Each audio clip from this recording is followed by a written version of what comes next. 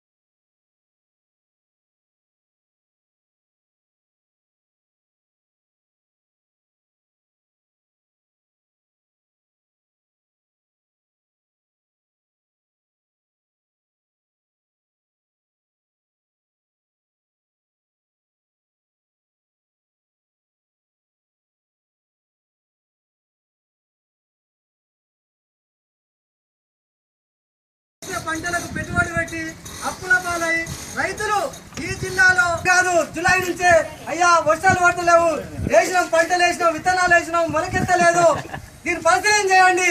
రైతు సంఘం ఆధ్వర్యంలో మరి పెద్ద ఎత్తున మరి సందర్శించి ఇప్పుడు పర్యటన చేసి మరి ప్రభుత్వాన్ని కదిలించి ఇలా కరువు మండలంగా ప్రకటించారు, కరువు జిల్లాగా ప్రకటించారు.